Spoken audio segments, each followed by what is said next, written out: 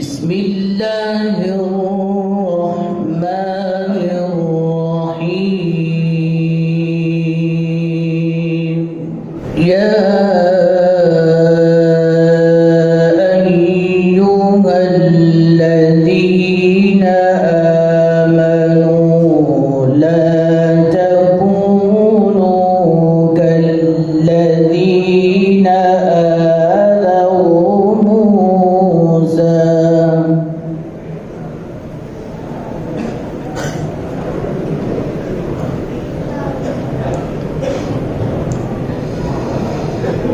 كالذين آذوا موسى فبرأه الله مما قالوا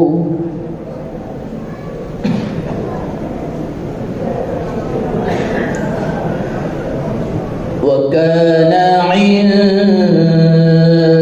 الله وجيها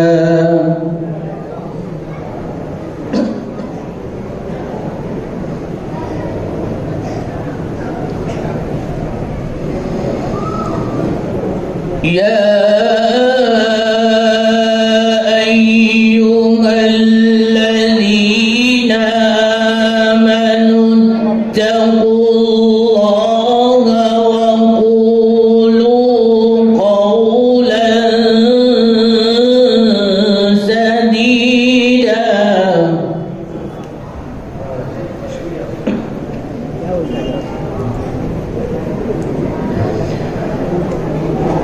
يصلح لكم أعمالكم ويغفر لكم ذنوبكم ومن يطع الله ورسوله فقد فاز فوزا عظيما. ما شاء الله.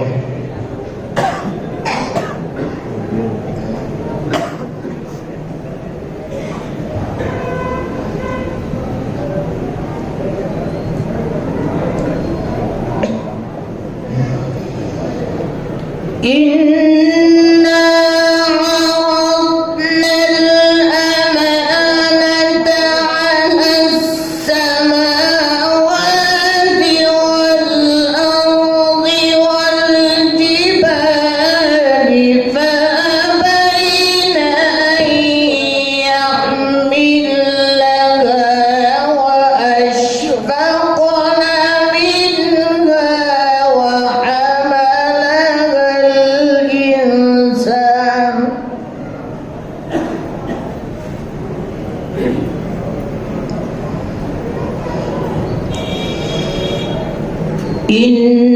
إنه كان ظلوما جهولا.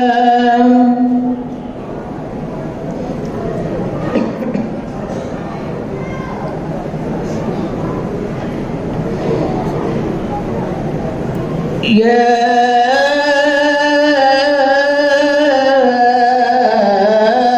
أيها الذين آمنوا اتقوا الله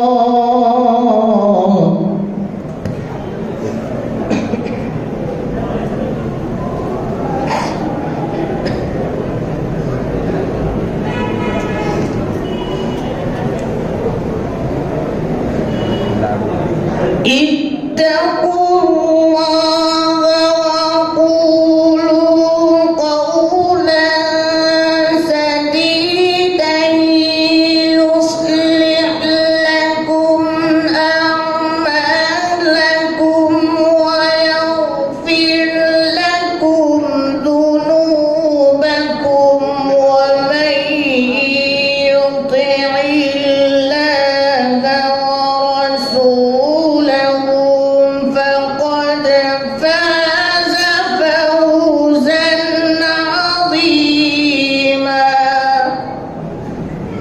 ماشاء اللہ بارک اللہ فیک.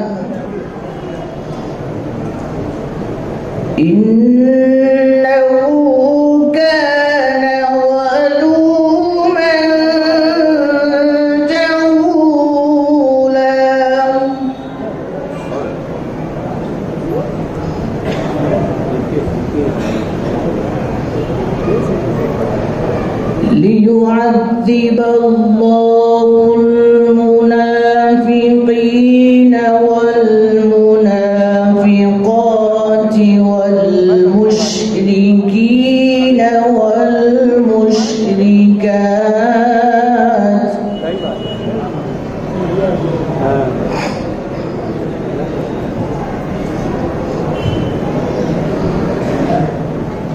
ليعذب الله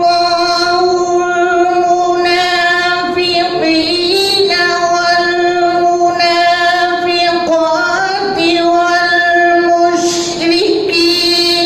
والمشركات ويتوب الله على المؤمنين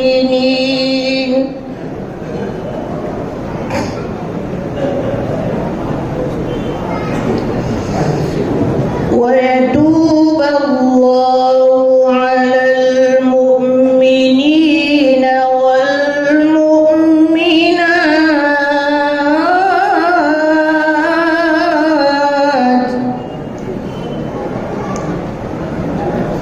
وكان الله غفورا رحيما.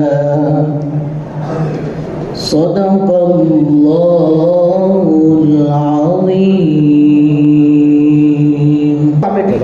نہ ایسا چہرہ نہیں کسی پہ شباب ہوگا، نہ ایسی زلفیں نہ ایسا چہرہ نہیں کسی پہ شباب ہوگا. جواب ہوں گے سبھی کے لیکن جواب ہوں گے سبھی کے لیکن نہ مصطفیٰ کا جواب ہوگا. جواب ہوں گے سبھی کے لیکن نہ مصطفیٰ کا جواب ہوگا. جو چہرہ نکلے تو صبح ہوگی، جو زلف بکھرے تو رات ہوگی. جو چہرہ نکلے تو صبح ہوگی، جو زلف بکھرے تو رات ہوگی. جو زلف بکھرے تو رات ہوگی. پسینہ ان کا پسینہ ان کا گرے گا جس پر، پسینہ ان کا گرے گا جس پر، وہی تو زرد گلاب ہوگا. جواب ہوں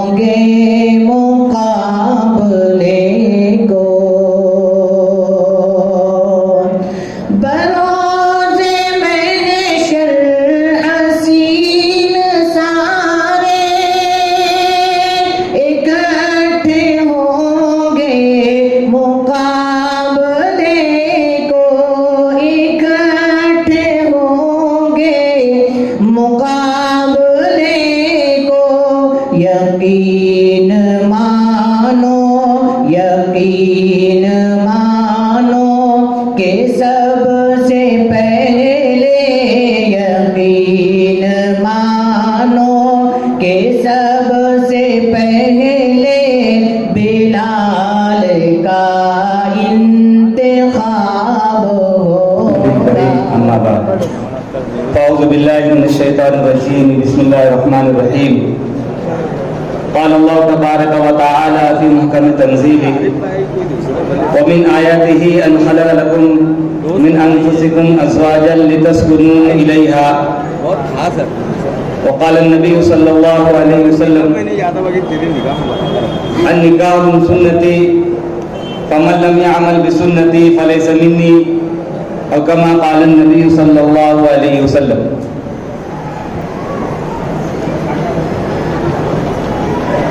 رنگ نشاط بزم دو عالم پہ چھا گیا. رنگ نشاط بزم دو عالم پہ چھا گیا. جس دن کا انتظار تھا بولو وہ دن بھی آ گیا. قابل احترام صدر مجلس، معزز مہمانان کرام، اورنگ آباد سے لائے ہوئے ڈاکٹرز حضرات، مسجد کے ٹرسٹیان، ہمارے بزرگ حضرات، خصوصاً اہلکار کمیٹی اور میرے دینی بھائیوں، دوستوں اور عزیزوں، قرآن کی آیت میں اللہ نے نکاح کی طرف اشارہ کرتے ہوئے فرمایا کہ یہ اسی کی یعنی اللہ کی نشانیوں میں سے ہے کہ اس نے تمہیں میں سے تمہاری بیویوں کو پیدا کیا اور اس کا حاصل بتایا تاکہ تم سکون حاصل کرو. ان بیویوں کا وجود سکون کا باعث، میاں بیوی کا جمع ہونا چین اور سکون کا سبب. اور ہمیں یہ بات یاد رکھنی ہے کہ انسانی رشتوں میں دنیا میں سب سے پہلا رشتہ جو تھا وہ بیوی کا. آدم علیہ السلام کو اللہ نے پیدا کیا تو سب سے پہلے ان کو جو رشتوں میں ملا کون تھا؟ ہماری اور آپ کی مائی حضرت حوا علیہ السلام. نہ باپ ملے، نہ بیٹے، نہ بھائی، نہ بن، نہ یہ، نہ وہ، نہ تم، نہ میں. سب سے پہلے جو ملی وہ بیوی تھی تاکہ سکون مل جائے. ان کو جو وحشت تھی تنہائی کی، اس کے اندر سکون. اور اللہ نے اس آیت کے اندر فرمایا کہ تاکہ تم سکون حاصل کرو، یہ ہونا ہی ہونا ہے. اور ہمارے نبی صلی اللہ علیہ وسلم کی سنت ہے، ہمارے نبی کی جتنی بھی سنتیں ہیں وہ انسانوں کو سکون کی طرف لے کر جائے. کسی بھی سنت کو دیکھیں اس میں سکون کا پیغام ملے گا.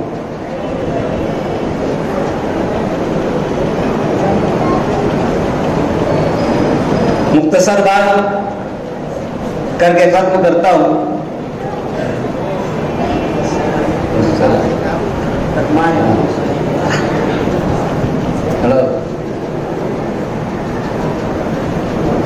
ہم دنیا کے معاملات میں دیکھتے ہیں کہ کوئی چیز حاصل کرنے کے لیے اس لائن کی محنت کی جاتی ہے، اس لائن کو اختیار کیا جاتا ہے تو وہ چیز حاصل ہوتی ہے. فرض کیجیے ہمارے اس مسجد کے مدرسے میں طلبہ پڑھتے ہیں حفظ کرنے کے لیے، تو وہ حفظ کرنے کی جو لائن ہے اس کو اختیار کرتے ہیں تو ان کو اللہ حافظ قرآن بنا. عالمیت جو چاہتا ہے لڑکا، اس کو عالمیت کی لائن سے محنت کرنا پڑتی ہے تو اس کو عالمیت کی سند ملتی. ایک تاجر اگر مال کمانا چاہتا ہے تو اس کو تجارت کی لائن اختیار کرنا پڑتی ہے. ہم کو اگر یہاں سے بمبئی جانا ہے تو ہم کو بمبئی کی لائن اختیار کرنا پڑے گی. اس بس میں، ٹرین میں سفر کرنا پڑے گا جو ہم کو بمبئی کی طرف لے جائے. ورنہ اگر جانا ہے بمبئی اور دلی کی ٹرین میں بیٹھ گئے اور دلی کی ٹرین چلتی چلی آ رہی ہے تو جتنی آگے بڑھے گی ہم بمبئی تو اتنا دور ہوتے چلے جائیں گے. تو کسی بھی چیز کو حاصل کرنے کی لائن ہوتی ہے اس قرآن کی آیت نے اور ہمارے نبی صلی اللہ علیہ وسلم نے ہم کو سکون حاصل کرنے کی لائن بتائی. اب وہ نکاح کے ذریعے ان تمام معاملات کو سنت کی روشنی میں اللہ کے احکامات کی پابندی کرتے ہوئے آگے بڑھیں گے تو ہماری زندگیوں میں سکون اور چین ملے گا. ہمارے نبی کی سنت چین، سکون اور اللہ سے ملاتی ہے. ایک شعر ہے، نقش قدم نبی کے ہیں جنت کے راستے، اللہ سے ملاتے ہیں سنت کے راستے. اور سنت کیا ہے؟ ہمارے نبی کے طریقے کو لے کر اس انجام تک پہنچنے کی ہم کوشش کریں جن طریقوں کو اللہ کے نبی نے انجام دیا ہے. ہم کو سکون حاصل ہوگا. اور اس میں خاص طور سے ہر ایک کے حقوق کی پاسداری، ہر ایک کے حقوق کو ادا کرنا، ہر ایک کا ادب کرنا، احترام کرنا، درگزر کرنا، ایک دوسرے کو معاف کرنا، اچھے کام ہو تو ان کی تعریف کرنا، یہ ہمارے نبی صلی اللہ علیہ وسلم کی سنتیں ہیں. ہم زندگی کے میدان میں ہر لائن میں سکون چاہتے ہیں تو ہمیں اللہ کے نبی صلی اللہ علیہ وسلم کی سنتوں کو اپنی زندگی میں جگہ دینا ہوگی. ورنہ دوسرے راستے اختیار کریں گے تو جیسے ٹرین بمبئی کی بجائے ہم دلی پر بیٹھے ہیں اور وہ جتنی آگے بڑھے گی وہ بمبئی سے دور ہوتی جائے گی. ہم سنت سے جتنے دور ہوں گے ہمارا سکون ہم سے دور ہوتے چلا جائے گا. ہمارے نبی نے ہم کو طریقہ بتا دیا ہے کہ سنت اختیار کرو تم کو سکون ملے گا.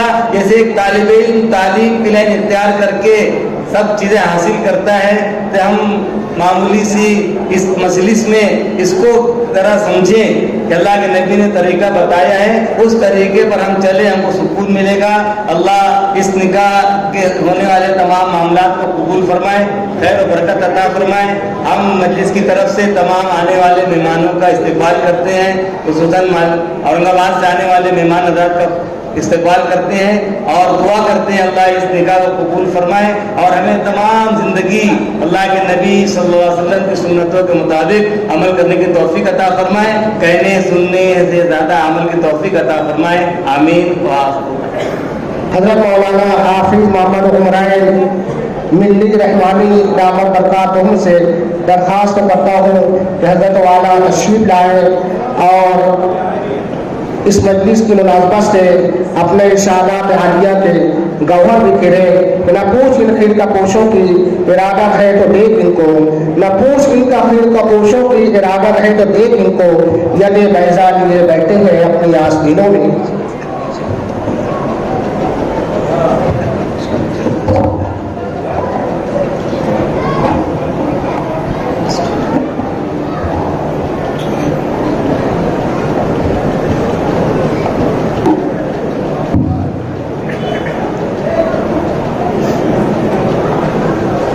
بسم اللہ الرحمن الرحیم. الحمد للہ رب العالمین والعاقبۃ للمتقین والصلاة والسلام علی سیدنا محمد وعلى آلہ وصحبہ اجمعین. اما بعد، اعوذ باللہ من الشیطان الرجیم. بسم اللہ الرحمن الرحیم. وعاشروهن بالمعروف. صدق اللہ العظیم. لائق احترام علماء کرام، مہمانان اعظام، اہلکار سوسائٹی کے ذمہ داران اراکین، اورنگ آباد سے تشریف لائے ہوئے ہمارے معزز مہمان مشہور معالج جناب ڈاکٹر عبدالماجد صاحب، ڈاکٹر الطاف صاحب، اس مسجد کے امام و خطیب حضرت مولانا مختار احمد ملی رحمانی صاحب، ہمارے بڑے اور بزرگ بھائی حضرت مولانا نعیم الظفر نعمانی ندوی صاحب اور تمام حاضرین مجلس.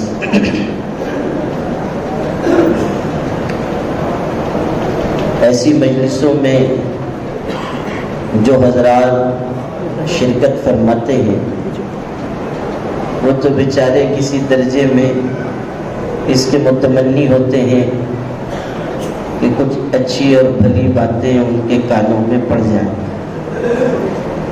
لیکن جو ہمارے نوشہ حضرات ہیں وہ دلی دل میں دعا کرتے ہیں کہ اللہ تعالیٰ مولانا کو نیک ہدایت عطا فرمائے کہ وہ جلدی سے تقریر ختم کر دیں اور نکاح کی کارروائی مکمل ہو جائے، اس لیے کہ ان کا اصل کام تو نکاح پڑھوانے کا ہوتا ہے، اور بعض نوشہ حضرات کو اتنی عجلت ہوتی ہے، ہم لوگوں کو مختلف جگہوں پر نکاح پڑھانے کا بار بار موقع ملتا ہے۔ ایک جگہ اجتماعی نکاح ہی تھا، غالباً میں ایجاب و قبول کروا رہا تھا، تو بہت سارے نکاح تھے، تو میں نے ایک نوشہ کو ایجاب و قبول کراتے ہوئے آدھا ہی کہا کہ میں نے اتنے اتنے مہر کے عوض فلاں کو تمہارے نکاح میں ابھی ادھر ہی پہنچا ہوں کہ وہ کہہ رہا قبول کیا، تو میں نے اس سے کہا کہ بھائی ذرا صبر کرو، ابھی بات پوری ہوئی نہیں۔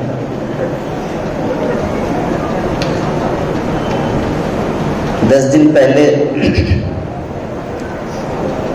ایک اجتماعی نکاح کی تقریب میں میں باہر گیا ہوا تھا، وہاں بھی 30 جوڑوں کا نکاح تھا، تو بہت سے ہمارے ہندو بھائی بھی شریک تھے، اور ان میں سے ایک بڑے ڈاکٹر صاحب تھے جنہوں نے بڑی خدمات انجام دی، ہندو تھے غیر مسلم، اور وہ میڈیکل آفیسر رہے، ان کو بھی اعزاز دیا گیا، تو ان سے گزارش کی گئی کہ آپ بھی کچھ کہہ دیجیے، مختصر اظہار خیال کیجیے۔ انہوں نے نکاح شادی بیاہ کے بارے میں بھی کچھ باتیں کی، تو اس میں انہوں نے کہا، ایک قصہ سنایا کہ ہمارے یہاں کہیں شادی ہو رہی تھی، ان کے یہاں پھیرے لے کے شادی ہوتی ہے، اور جب پھیرے دلوا دیے جاتے ہیں تو جو پنڈت ہوتا ہے وہ کہتا ہے ساودھان، دولہا کو کہتا ہے، تو کہتے ہیں کہ شادی ہو رہی تھی، اس نے پھیرے تو لگائے، پنڈت کہنے جا رہا تھا ساودھان، اس سے پہلے ہی وہ غائب اتر کے اپنی دلہن کی طرف چلا گیا، اس کو اتنا انتظار نہیں تھا کہ کارروائی مکمل ہو۔ جو بات آپ سے عرض کرنی تھی وہ یہ کہ اس طرح کی اجتماعی نکاح کی مجلسیں جہاں ایک طرف نکاح کو آسان کرنے کی کوشش ہے، وہیں بہت بڑی خدمت کا ذریعہ ہے، اور خدمت اللہ تعالیٰ کی نگاہ میں پسندیدہ عمل ہے۔ یہ جو ہمارے بزرگ حضرات ہیں، اہلکار سوسائٹی کے ذمہ داران، آپ اگر ان کو دیکھیں گے تو یہ کافی معمر ہیں، سن رسیدہ لوگ ہیں۔ اس عمر میں محنت کرنا، اس عمر میں کوشش کرنا، اس عمر میں ہر سال نکاح کی یہ اجتماعی تقریب منعقد کرنا، یہ سوائے اللہ کی توفیق کی اور کچھ نہیں۔ یہ ان کی ہمت ہے، یہ ان کا حوصلہ ہے، اور اللہ کی توفیق ہے کہ اتنا بڑا کام ہر سال اہتمام سے یہ لوگ انجام دیتے ہیں۔ خدمت کے ذریعے انسان اللہ سے قریب ہوتا ہے۔ حدیث پاک میں ہے، حضرت نبی کریم صلی اللہ علیہ وسلم نے ارشاد فرمایا کہ قیامت کے دن جنت والوں میں سے ایک شخص جہنم میں جھانک کر دیکھے گا۔ دھیان سے سنیے، ایک جنتی شخص جہنم میں جھانک کر دیکھے گا تو ایک جہنمی اس کو پکارے گا اور کہے گا کیا تو نے مجھ کو نہیں پہچانا؟ وہ جنتی کہے گا نہیں، میں نے آپ کو نہیں پہچانا۔ کون ہو؟ تو وہ کہے گا کہ دنیا میں ایک مرتبہ تمہارا میرے پاس سے گزر ہوا تھا، تم کو پیاس لگی تھی، میں نے اس وقت تم کو ایک گلاس پانی پلایا تھا، یاد آیا؟ وہ کہے گا ہاں یاد آ گیا۔ تو جہنمی کہے گا کہ اس پانی پلانے کی وجہ سے تم اللہ کے ہاں میری سفارش کر دو۔ چنانچہ وہ جنتی اس ایک گلاس پانی کی وجہ سے اس جہنمی شخص کی اللہ کی بارگاہ میں سفارش کرے گا اور اللہ اسی کی برکت سے اس جہنمی کو جہنم سے نکال کر جنت میں پہنچا دے گا۔ آپ غور کیجئے یہ کتنی بڑی بات ہے۔ ایک گلاس پانی پلایا تھا، ایک جنتی انسان نے اس کی وجہ سے سفارش کی اور جہنم سے آزادی ہو گئی، جنت میں داخلہ مل گیا۔ حضرت عبداللہ ابن عباس رضی اللہ عنہما کے بارے میں ہے کہ مسجد نبوی میں اعتکاف میں تھے، ایک شخص پریشان حال آیا، اس نے اپنی پریشانی بیان کی۔ یہ حضور صلی اللہ علیہ وسلم کی مسجد کا واقعہ ہے اور حضرت عبداللہ ابن عباس حضور کے چچا کے بیٹے ہیں، چچا زاد بھائی ہیں۔ اس نے اپنی پریشانی بتائی تو حضرت عبداللہ ابن عباس نے کہا، اچھا جس شخص کا تجھ پر حق ہے کیا میں چل کر اس سے تیری سفارش کر دوں؟ اس نے کہا اس سے بڑی بات کیا ہوگی، اگر آپ سفارش کر دیں گے اس سے بڑی بات کیا ہوگی؟ حضرت عبداللہ ابن عباس نے کہا ٹھیک ہے، اور اٹھ کر وہ چلنے لگے۔ اس شخص کے ذہن میں یہ بات تھی کہ جب حضرت اعتکاف سے نکلیں گے اس وقت چل کر سفارش کر دیں گے، لیکن حضرت عبداللہ ابن عباس اسی وقت اٹھے، جوتا لیا، مسجد سے نکلنے لگے۔ تو اس شخص نے جو آیا تھا اس نے یاد دلایا کہ حضرت آپ تو اعتکاف میں ہیں، اگر آپ مسجد سے نکلیں گے تو اعتکاف آپ کا ٹوٹ جائے گا۔ تو حضرت عبداللہ ابن عباس نے جو بات سنائی وہ یہ سب خدمت کرنے والوں کے لیے بہت بڑی بات ہے، بشارت ہے۔ حضرت عبداللہ ابن عباس نے فرمایا میں نے اس قبر والے سے سنا تھا، نبی کریم صلی اللہ علیہ وسلم کی قبر اطہر کی طرف، چونکہ مسجد میں تھے وہیں حضور کا روضہ ہے، تو حضور کی قبر کی طرف اشارہ کر کے کہا میں نے اس قبر والے سے سنا تھا والعہد بہ قریب، اور ابھی زمانہ زیادہ نہیں گزرا، اور یہ کہتے ہوئے حضور صلی اللہ علیہ وسلم کو یاد کر کے ان کی آنکھوں سے آنسو بہہ پڑے، رونے لگے۔ حضور کے بھائی تھے، آپ کے جانثار اور غلام تھے، جو محبت حضور کی سینے میں تھی اس کی وجہ سے آنکھوں سے آنسو بہنے لگے۔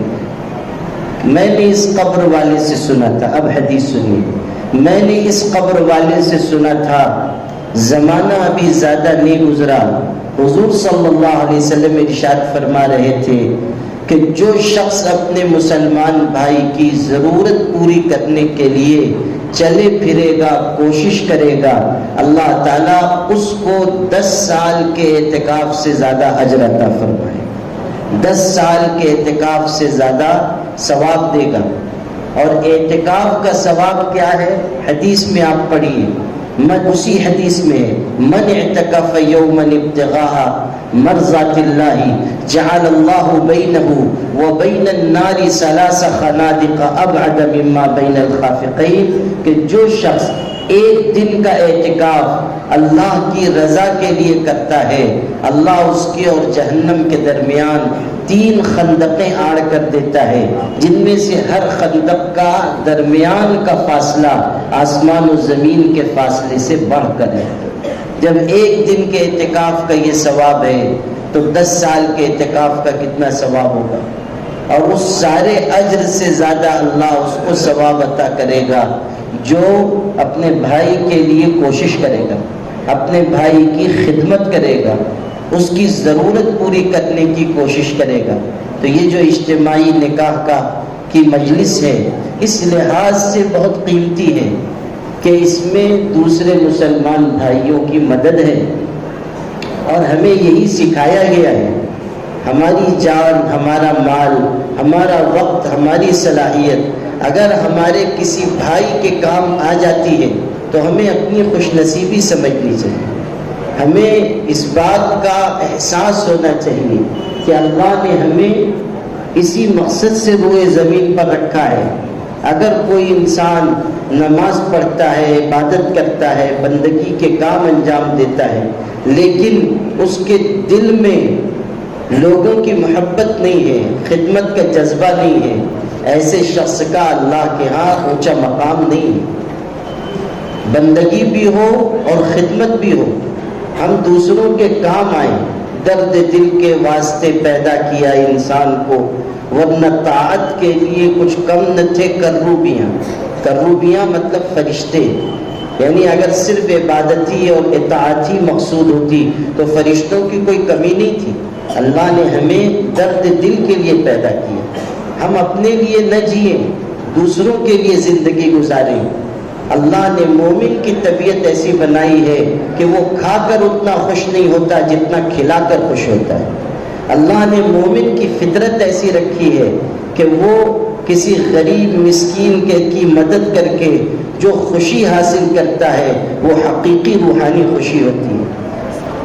اس لیے آپ سب حضرات کو بھی، ہمیں بھی ان اہلکار سوسائٹی کے لوگوں کا شکر گزار ہونا چاہیے اور ان کی خدمت کو نظر تحسین سے دیکھنا چاہیے کہ اللہ تعالیٰ ان کے ذریعے یہ خدمت کا کام لے رہا ہے۔ اللہ تعالیٰ ان لوگوں کی عمر میں برکت عطا فرمائے۔ یہ حضرات جب پروگرام کی دعوت کے لیے تشریف لائے تو میں نے یہ بات عرض کی تھی کہ آپ حضرات کی عمر میں اللہ نے جو برکت رکھی ہے، مجھے ایسا لگتا ہے کہ خدمت کی وجہ سے ہے۔ اللہ تعالیٰ خدمت کی وجہ سے آپ لوگوں کی عمر میں برکت دے رہا ہے، صحت و قوت کے ساتھ رکھے ہوئے۔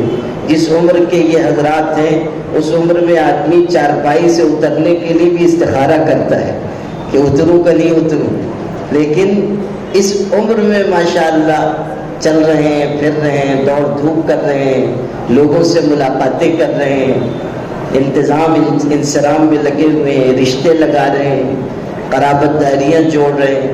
اللہ تعالیٰ نظر بد سے حفاظت فرمائے۔ نکاح کے موقع پر یہ بات ذہن میں رکھنی چاہیے کہ نکاح انفرادی زندگی سے اجتماعی زندگی میں قدم رکھنے کا نام ہے، اور جب انسان انفرادی زندگی سے اجتماعی زندگی میں قدم رکھتا ہے تو اس پر حقوق آتے ہیں، فرائض آتے ہیں۔ ان حقوق کا ادا کرنا ضروری ہے، ان حقوق کا جاننا بھی ضروری ہے۔ ہمارے بہت سے نکاح کرنے والے نوجوان ایسے ہوتے ہیں جن کو حقوق کا کچھ پتہ نہیں، ذمہ داریوں کا کچھ پتہ نہیں، مسائل کا علم نہیں۔ یہی حال لڑکیوں کا ہے۔ کتنی عورتیں تو ایسی ہوتی ہیں، شادی ہوئے 10 سال ہو گئے، 12 سال ہو گئے، ان کو غسل کا طریقہ نہیں معلوم، جنابت سے کیسے پاکی حاصل کی جاتی ہے نہیں پتہ، زندگی بس گزر رہی ہے۔ علم اور دین کے سلسلے میں ہم میں کمی ہے، اس کا ہم کو احساس ہونا چاہیے۔ یہ جو ہمارے نوشا حضرات ہیں ان کو بھی سیکھنا چاہیے۔ کسی اچھے عالم سے پوچھیں نکاح کے بعد مجھ پر کیا ذمہ داری ہے، کیا حقوق ہے، کیا واجبات ہیں، کس طرح مجھ کو رہنا ہے۔ ہمارا دین علم کا دین ہے۔ فَاسْأَلُوا أَهْلَ الذِّكْرِ إِن كُنتُمْ لَا تَعْلَمُونَ۔ اگر تم کو نہیں معلوم ہے تو جانکاروں سے پوچھو۔ ہم لوگ دارالفتہ میں ہوتے ہیں، مدرسے میں ہوتے ہیں، لوگ آتے ہیں مسائل پوچھنے کے لیے، عام طریقے پر آتے ہیں طلاق دے کر، جب طلاق دے چکتے ہیں تب آتے ہیں۔ نکاح سے پہلے جلدی کوئی آتا ہی نہیں، نکاح کے بعد کوئی نہیں آتا کہ ہمیں زندگی کیسی گزارنی ہے۔ ہاں جب طلاق دے لیتے ہیں تب چلتے ہیں کہ چلو اب پوچھیں گے کہ حل کیا ہے۔ ابھی کچھ دن پہلے میں مدرسے میں بیٹھا ہوا تھا، دفتر میں ایک صاحب آئے، بیچارے پریشان تھے اور کچھ لوگ بیٹھے تھے۔ میں نے کہا بتائیے کیا بات ہے؟ کہنے لگے نہیں آپ سے تنہائی میں بات کرنی۔ میں نے کہا اچھا آپ انتظار کیجیے۔ جب لوگ چلے گئے میں نے ان کو اکیلے میں بلایا تو کہنے لگے کہ رات کو بیوی سے ایسا ایسا جھگڑا ہوا اور میں نے ایک ساتھ 3 طلاق دے دی، میرے چھوٹے چھوٹے 5 بچے ہیں۔ اپنے شہر کا آپ کو واقعہ بیان کر رہا ہوں، ملت میں آیا تھا۔ کہنے لگا کہ 5 بچے ہیں، اب کیا کروں میں نے کہا تم نے 1 طلاق دی؟ کہا نہیں 3 دی ہے۔ میں نے کہا اللہ کے بندے راستہ تو تم نے بند کر دیا۔ وہ بیچارہ رو رہا ہے، کہنے لگا آپ کے پاس بہت امید لے کے آیا ہوں کہ آپ کہیں نہ کہیں سے کچھ راستہ نکال دیں گے۔ میں نے کہا میں بھی مجبور ہوں، عالم مسئلہ بناتا نہیں ہے، مسئلہ بتاتا ہے۔ عالم دین مسئلہ بتاتا ہے، مسئلہ بناتا نہیں ہے۔ ہمارے گھر کی شریعت نہیں ہے کہ ہم جو چاہیں گے فتویٰ دے دیں گے. آپ نے راستہ خود بند کر دیا. اب وہ بیچارہ اصرار کر رہا ہے کہ کوئی تو راستہ نکالیے. یہ سمجھنے کی چیز ہے کہ ہم وقت رہتے نہیں سیکھتے. طلاق دینے کا بھی ڈھنگ ہونا چاہیے, نکاح کے بعد جینے کا ڈھنگ ہونا چاہیے. جب مصیبت آ جاتی ہے تب آتے ہیں, اور ایک سے ایک آتے ہیں. ایک تو آیا کہنے لگا طلاق دے دی ہے, مگر توئی سے نہیں بولا تھا, تے سے بولا تھا, پڑھی کہ نہیں پڑھی, بھلا بتائیے. ایسے ایسے بھی آتے ہیں. کچھ دن پہلے اورنگ آباد سے ہی جہاں کے ہمارے ڈاکٹر عبد الماجد صاحب ہیں, ان کا نام بہت زمانے سے سنا ہوا تھا. آج اسی اجتماعی تقریب نکاح کی برکت سے ملاقات ہو گئی. حالانکہ 10 مرتبہ اورنگ آباد جانا ہوا, کبھی سابقہ نہیں ہوا, لیکن ماشاءاللہ آج ملاقات ہوئی. اللہ تعالیٰ ان کی عمر میں برکت عطا فرمائے. ان میں بہت اچھا دین کا ذوق ہے, لوگوں کی خدمت کا جذبہ ہے. یہ بہت بڑی بات ہے. اور ان کا عمل اس شعر پر ہے کہ حیات لے کے چلو, کائنات لے کے چلو, چلو تو سارے زمانے کو ساتھ لے کے چلو. یہ چیز بڑی بڑی بات ہے, اور یہ انسان کی دینداری کی علامت ہے. اور دین کی وجہ سے محبت ہوتی ہے, اچھے اخلاق کی وجہ سے دل میں قدر آتی ہے. اورنگ آباد جہاں کے یہ رہنے والے ہیں, جہاں ان کا ہاسپٹل ہے, وہیں سے کسی نے مجھ کو فون کیا, کہنے لگا ایک مسئلہ پوچھنا. میں نے کہا پوچھو. کہنے لگا میرے ایک دوست نے اپنی بیوی کو 100 طلاق دے دی ہے, 100 طلاق دی ہے, کیا کریں؟ میں نے کہا 3 تو پڑ گئی, 97 اپنے گھر میں رکھ لیں, بوقت ضرورت کام آئے گی. تو جو ہم لوگوں سے مسئلے لوگ پوچھتے ہیں وہ یہ نہیں پوچھ رہے ہیں کہ نکاح کے بعد زندگی کیسے گزارنا ہے, نکاح کے بعد ہم پر حقوق کیا ہیں, واجبات کیا ہیں. یہ بھی جتنے ہمارے نوشا ہیں یہ خود اپنے دل سے پوچھیں کہ کس سے انہوں نے معلوم کیا ہے کہ نکاح کے بعد ہم پر کیا ذمہ داری آئے گی, کیا واجبات ہوں گے. ماں باپ بھی نہیں سکھاتے, بچی کو نہیں بتاتے کہ اس کو نئے گھر جا کر کیسے رہنا ہے, کیسی زندگی گزارنی ہے, کس طرح شوہر کا خیال رکھنا ہے. یہ سب ہمارے سماج اور معاشرے کی کمیاں ہیں, اور اسی کی وجہ سے ازدواجی زندگی عام طریقے پر کامیاب نہیں ہو رہی ہے. نکاح تو ہو جاتا ہے, کچھ دن کے بعد آپس میں جھگڑا, آپس میں انتشار, خاندان میں تنازع. آپ دیکھیں گے کہ مہینے 2 مہینے کے بعد کھٹپٹ شروع ہو جاتی ہے. اور چونکہ گھر والے بھی تربیت نہیں پائے ہوئے ہیں, دین نہیں ہے, تو ساس سسر کا بھی رویہ ٹھیک نہیں. 2-4 مہینے نہیں گزرے کہ ساس الگ محاذ پہ کھڑی ہوئی ہے, بہو الگ محاذ پہ کھڑی ہوئی ہے.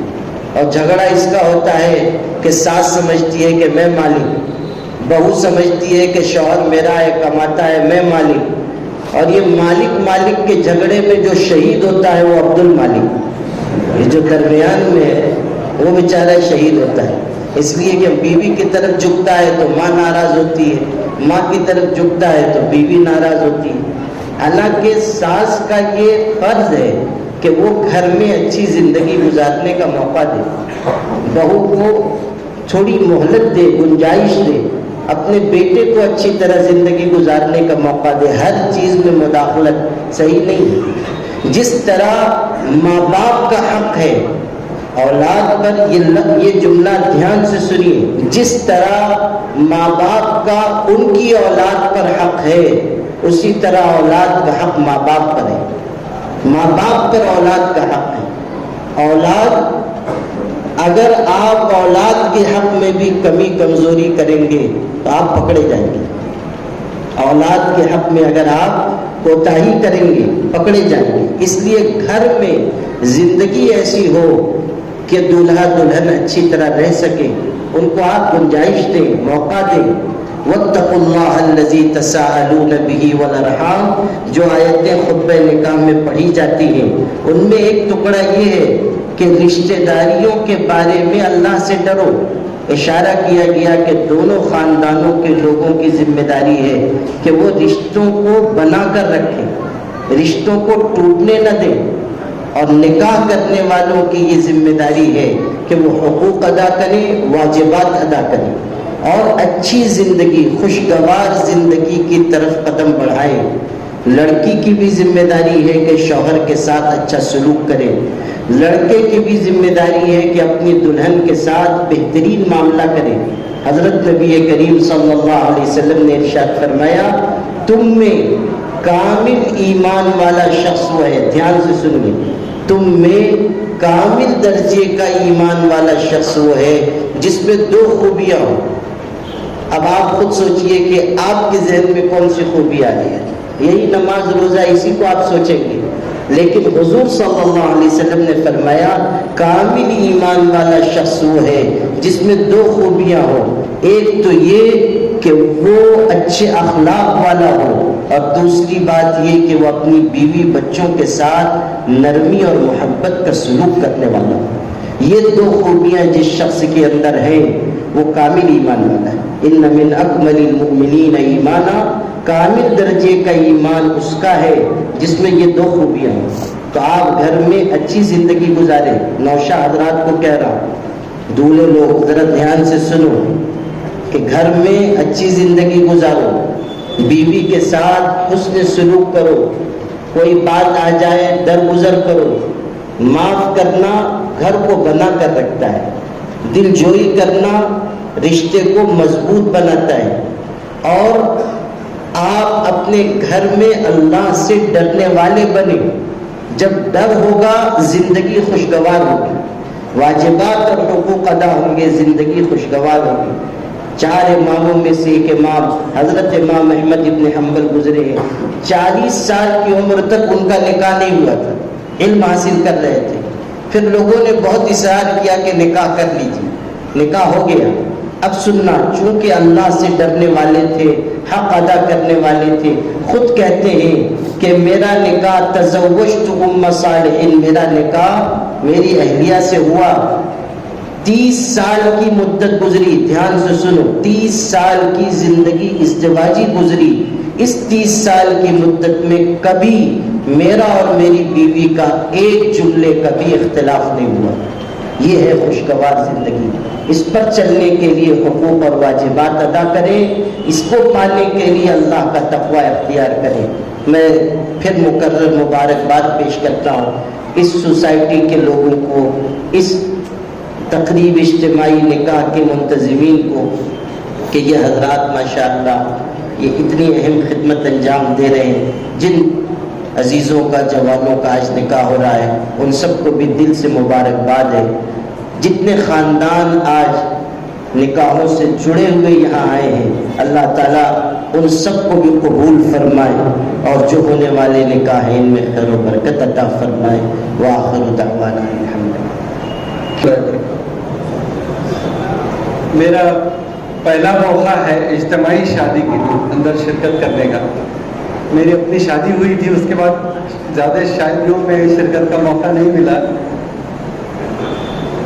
بہت ہی خوشی ہوئی دیکھ کر کے، اور یہ لوگ جب آتے تھے پچھلے 3 سال سے، غالباً 3-4 سال سے یہ لوگ آتے، اور ان کی عمروں کو دیکھ کر مجھے بہت شرم ہوتی کہ یہ عمر میں یہ کام کر رہے ہیں اور خدمت کر رہے ہیں، اور وہی تھوڑی سی اندر سے لالچ سمجھیے یا حرص سمجھیے کہ میں بھی اس کار خیر کے اندر کچھ حصہ اپنا ڈالوں تو میری بھی عمر میں اللہ تعالیٰ برکت دیں گے، اور میرے کام میں وقت میں برکت دیں گے، اور دنیا اور آخرت کا میرا مسئلہ حل ہوگا۔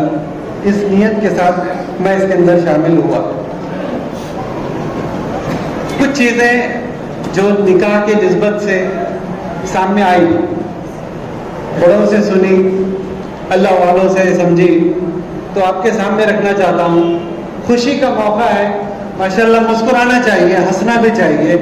ایسے نہیں کہ وعظ اور تقریر اور بیان ہو رہی تو بالکل ایک دم سیریس موڈ میں۔ اب ماشاءاللہ اللہ والوں نے تو اپنی بات کر دی ہے، تو میں اپنی پریکٹیکل کچھ باتیں آپ کے سامنے رکھ رہا ہوں جو سب کے کام میں آنے والی ہے۔ ایسا نہیں کہ صرف دلہا لوگوں کے لیے کام میں آئیں گی۔ بھئی آج ہماری بات سمجھ میں آ گئی تو آج سے ہم عمل شروع کریں، وہ خوشگوار ماحول آج بھی ہمارا گھر میں بن سکتا ہے۔ میں دیکھ رہا تھا کہ نکاح کا مطلب کیا ہے، نکاح کا لفظی مطلب کیا ہے۔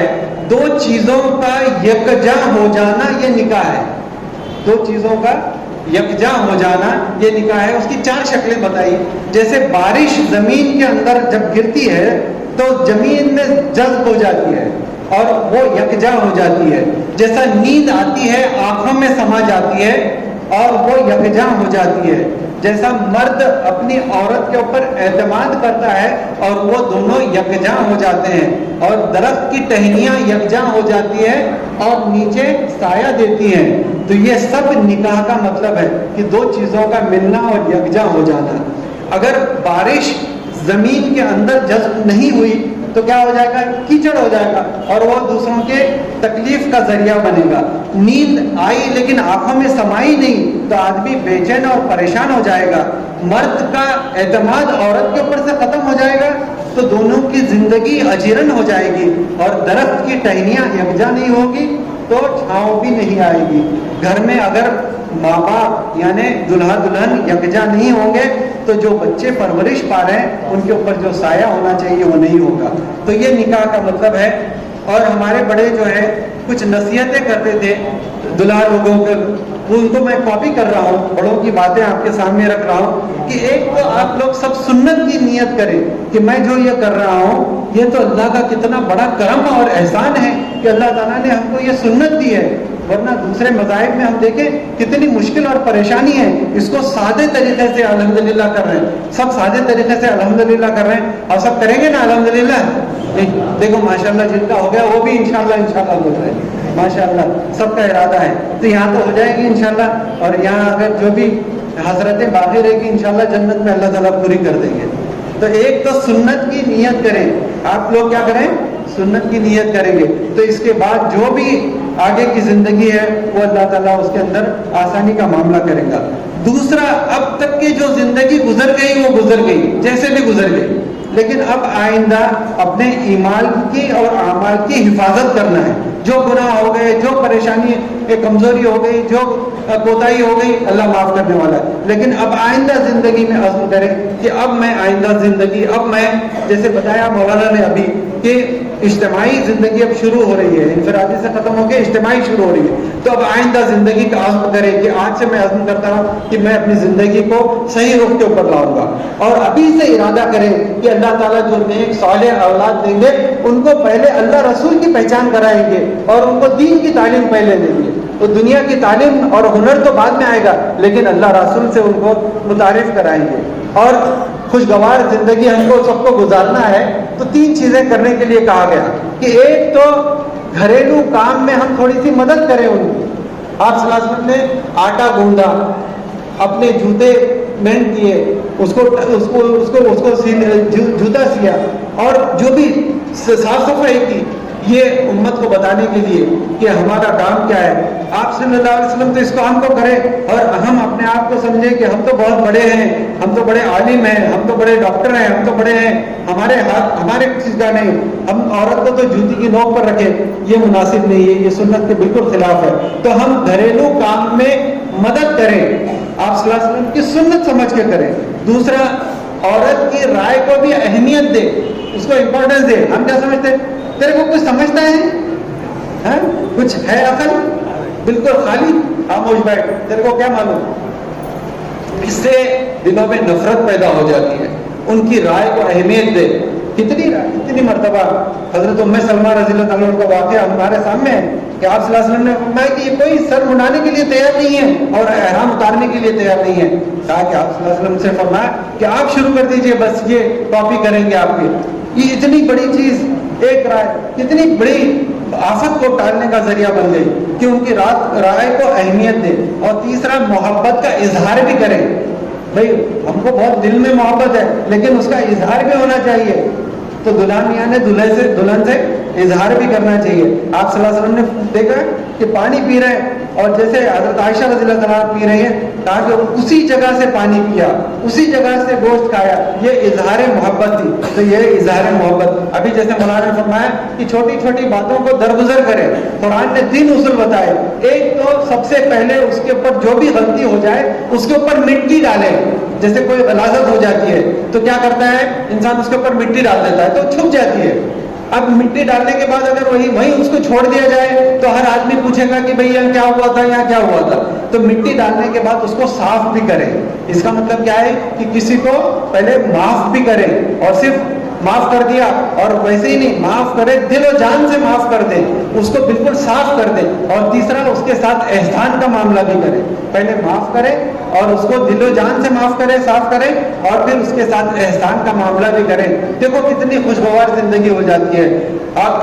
ہمارے لیے ایک مرد کے لیے عورت لباس کی طرح ہے، اور ایک عورت کے لیے مرد لباس کی طرح ہے. اور لباس کیا کرتا ہے؟ لباس سب سے پہلے عیبوں کو چھپاتا ہے. ہمارے بیوی کے اندر جو عیب ہے وہ ہم کو چھپانا ہے، ہمارے اندر جو عیب ہے ہماری بیوی نے چھپانا چاہیے. دوسری چیز کیا ہے؟ اس کو زینت بھی بخشتا ہے کہ وہ عورت اور مرد کی وجہ سے ہماری زندگی کے اندر خوبصورتی اور زینت ہے. اور وہ ہم سے سب سے قریب ہے، ہم سے قریب ہمارا لباس ہے، اس سے زیادہ قریب کوئی چیز نہیں ہو سکتی. تو وہ سب سے قریب ہے. اس طریقے سے ہماری اپنی زندگی گزرے گی تو انشاءاللہ دنیا میں ہی اللہ تعالیٰ جنت کا، دنیا کی زندگی کو جنت کا نمونہ بنائے گا. اللہ تعالیٰ ہم سب کو کہنے سننے سے زیادہ عمل کی توفیق عطا فرمائے. اللہ زوجین کو حقوق ادا کرنے کی توفیق عطا فرما، اچھی نیت کے ساتھ حسن عمل نصیب فرما. اللہ بہترین باوقار خوشگوار پربہار زندگی عطا فرما. اللہ زندگی کے ہر مرحلے میں ان کی مدد فرما. نیک و صالح صحیح سالم آنکھوں کی جنت بننے والی اولاد عطا فرما. ہر قسم کی پریشانیوں سے، ذہنی اور جسمانی محتاجی مجبوری سے اپنے کرم سے ان کی بھی اور ہم سب کی حفاظت فرما. زندگی کی آخری سانس تک اپنی رحمت عافیت شامل حال فرما. اللہ ہم سب کی مغفرت فرما. گنہگار خطا کار بندے ہیں، تو ہی معاف کرنے والا ہے، معافی کو پسند فرماتا ہے. اللہ تو ہم سب کو معافی عطا فرما. اللہ ہم سب پر اپنا کرم نازل فرما. نمازوں کا خشوع و خضوع عطا فرما. پوری امت پر اپنی رحمت نازل فرما. اہلکار سوسائٹی کے لوگوں کو اجر عظیم عطا فرما. اس اجتماعی تقریب نکاح میں جن لوگوں نے بھی مدد کی، تعاون کیا، اپنے کرم سے سب کو بہترین اجر سے مالا مال فرما. اللہ ہم سب کو حسن نیت عطا فرما. ہمارے ہر عمل میں اخلاص پیدا فرما. ریاکاری سے، دکھاوے سے، نمود و نمائش سے حفاظت فرما. ہم سب کو صحت عافیت قوت عطا فرما. ہر مرض سے شفا عطا فرما. اللہ ہمیں عمر میں، مال میں، اولاد میں، اعمال میں برکت عطا فرما. اللہ حضرت نبی کریم صلی اللہ علیہ وسلم کی برکتوں سے ہماری دعاؤں کو مقبول فرما. ربنا تقبل منا انك انت السميع العليم وتب علينا انك انت التواب الرحيم. سبحان ربك رب العزة عما يصفون وسلام على المرسلين والحمد لله.